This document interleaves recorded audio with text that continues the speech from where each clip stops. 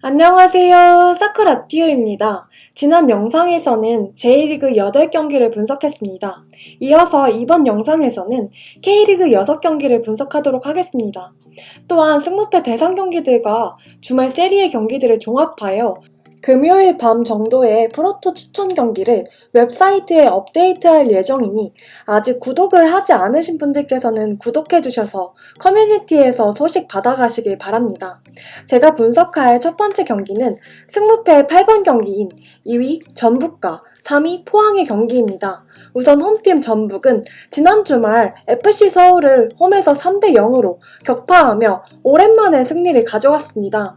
주중 FA컵에서도 주전을 대거 기용하며 승리를 챙겼고 두 용병의 영입 이후 좋은 분위기를 이어가고 있습니다. 한편 포항은 홈에서 인천과 무승부를 기록하며 아쉬운 모습을 보였습니다. 확실히 홈 성적이 좋지 못한 상황이지만 이번 경기는 원정 경기이기에 인천전보다는 좋은 모습을 보일 것으로 예상이 되네요. 포항 또한 대부분의 주전을 기용하며 FA컵에서 서울에게 승리하였습니다. 이제 본격적인 분석에 앞서 결장 정보를 보시겠습니다. 전북의 이동국 선수가 여전히 부상으로 빠져 있습니다.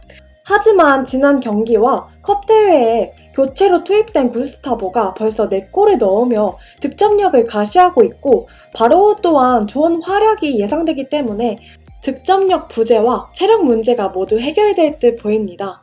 한편 포항은 부상 선수는 없지만 모든 경기에 대부분의 주전 선수가 투입되며 체력 문제가 매 경기 드러나고 있습니다. 때문에 컵 대회의 여파가 이번 경기에도 악영향을 줄 수 있겠습니다. 이제 상대 전적을 보시면 홈팀 기준 7승 1무 2패로 전북이 매우 앞서고 있습니다. 무승부도 적은 편이며 압도적인 결과를 볼 수 있네요. 지금부터 저희 사쿠라티오에서 개발한 그룹 분석에 들어가겠습니다. 그룹 분석은 승점과 골 득실, 기대 득점 등의 승부에 연관이 있는 요소들을 이용하여 경기를 여러 그룹으로 나누어 유사한 경기에서 어떤 승률을 기록했었는지를 분석에 참고하는 분석입니다. 참고로 K리그에서는 A부터 E까지 5가지 그룹으로 분류되며 예를 들어 홈팀은 그룹 A에 속할 때 매우 우세한 전력을, 원정팀은 매우 열세한 상황에 놓여있는 것입니다. 이 경기는 그룹 C에 속하며 양팀의 전력이 대등하다는 분석 결과입니다. 이제 그룹 C에 속한 양팀의 유사 경기를 보시겠습니다.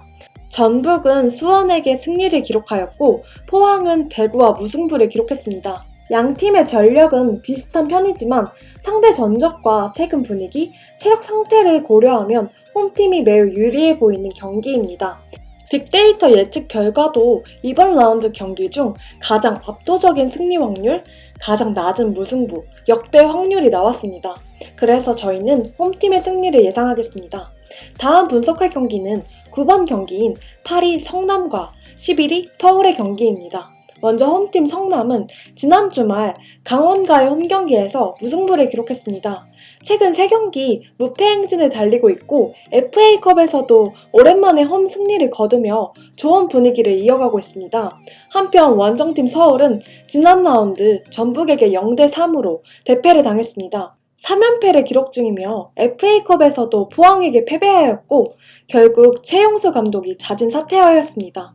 이제 결장 정보를 보시겠습니다. 서울에 부상자가 많은 상황이네요.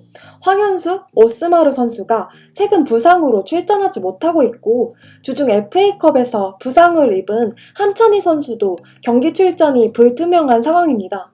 기성용 또한 아직 경기에 출전할 준비가 되지 않은 듯한 모습이네요. 상대 전적을 보시면 홈팀 기준 3승 2무 6패로 원정팀 서울이 앞서고 있습니다. 이제 그룹 분석에 들어가겠습니다. 이 경기는 그룹 C에 속하며 양팀의 전력이 대등하다는 분석 결과입니다.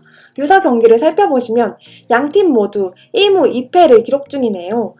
분위기는 성남이 더 좋은 상황이지만 홈에서 경기력이 그리 좋지 못했다는 점과 서울의 감독 사태가 어떤 영향을 가져올지 알 수 없다는 점이 변수입니다. 기본적으로 성남의 승리가 좋아 보이며 무승부도 염두해야 할 경기라고 생각되네요. 그래서 저희는 홈팀의 승과 무를 추천합니다. 다음으로 분석할 경기는 10번 경기인 12위 인천과 10위 광주의 경기입니다. 먼저 홈팀 인천은 지난 주말 포항과 무승부를 거두며 3연무를 기록 중입니다. 연달아 만난 상위 스플릿 3팀에게 한 번도 패배하지 않으며 달라진 모습을 보여주고 있습니다. 한편 원정팀 광주는 수원에게 홈에서 패배하며 6경기째 승리를 기록하지 못하고 있습니다. 공격진의 폼이 좋지 않으며 전반적으로 체력적인 문제 때문에 좋은 경기력이 나오지 못하는 모습입니다.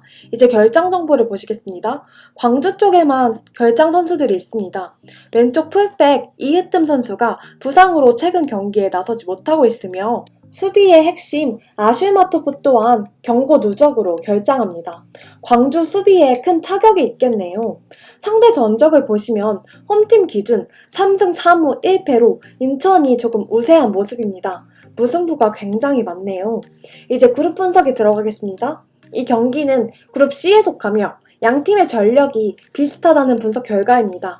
그룹 C에서의 양팀의 유사 경기를 보시면 양팀 모두 기록이 굉장히 좋지 않습니다. 인천은 1무 2패, 광주는 1패를 기록하며 모두 승리가 없습니다.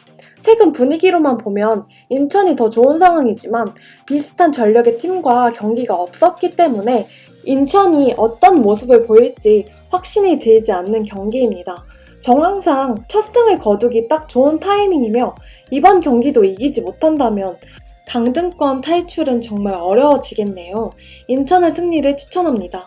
다음으로 분석할 경기는 12번 경기인 7위 강원과 4위 상주의 경기입니다. 먼저 홈팀 강원은 성남 원정에서 무승부를 기록하며 원정에서 5경기째 승리하지 못하고 있습니다. 주중 FA컵에서도 주전 선수들을 대거 기용했지만 울산에게 패배하였습니다. 그래도 홈에서는 최근 좋은 경기를 펼친 기억이 있다는 것이 긍정적인 부분입니다. 한편 원정팀 상주는 홈에서 울산에게 1대5로 패배를 당했습니다. 6경기 만에 패배를 기록했으며 울산만 만나면 굉장히 실점이 많은 모습이네요. 분석에 앞서 결장 정보를 보시겠습니다. 상주 쪽에만 부상과 징계로 인한 결장 선수들이 있습니다. 권경원 선수가 최근 경기에 나서지 못하고 있으며 박병현까지 지난 경기 퇴장으로 결장합니다. 센터백 라인에 문제가 생길 수 있겠습니다.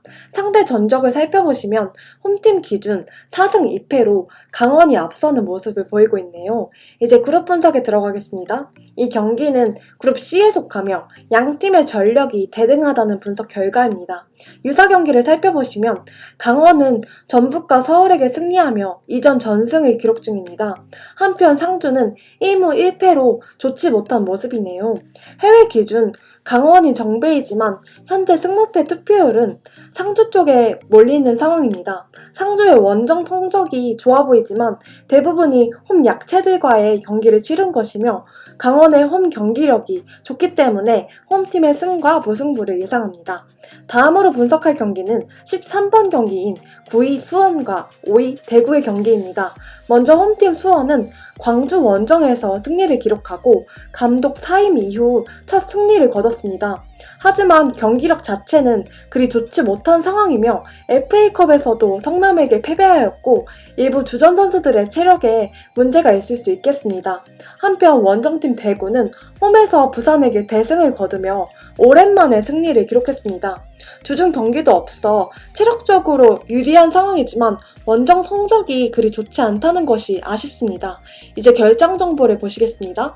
먼저 수원은 최근 타카트가 부상으로 경기에 출전하지 못하고 있습니다. 한편 대구는 원래 수비 쪽 부상자가 많은 상황에 김우석 선수마저 징계로 결장합니다. 그나마 긍정적인 부분은 이번에야말로 에드가가 복귀할 가능성이 있어 보인다는 점이네요. 상대 전적을 보시면 홈팀 기준 5승 2무로 그야말로 압도적인 수원의 우세입니다. 지난 10년간 대구가 단 한 번도 리그에서 수원에게 원정 승리를 가져가지 못하고 있네요. 이제 그룹 분석에 들어가겠습니다. 이 경기는 그룹 D에 속하며 원정팀 대구가 홈팀보다 조금 우세하다는 분석 결과입니다. 대구가 수원 원정에서 우세한 그룹에 속하는 것은 이번이 처음입니다. 유사 경기 기록을 보시면 수원은 1승 2패를 기록 중입니다. 대구는 부산 원정에서 무승부를 거두었네요. 수원이 특히 홈에서 좋지 못한 모습이기에 대구가 좋은 경기를 펼칠 것으로 보이지만 대구가 상대 전적에서 너무나도 약한 모습을 보이고 있네요.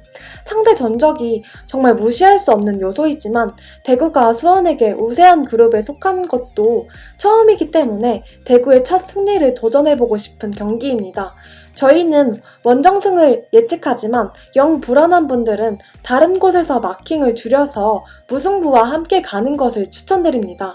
마지막으로 분석할 경기는 14번 경기인 6위 부산과 선두 울산의 경기입니다. 먼저 홈팀 부산은 대구 원정에서 0대3으로 대패를 당하며 6경기 무패 행진이 깨졌습니다.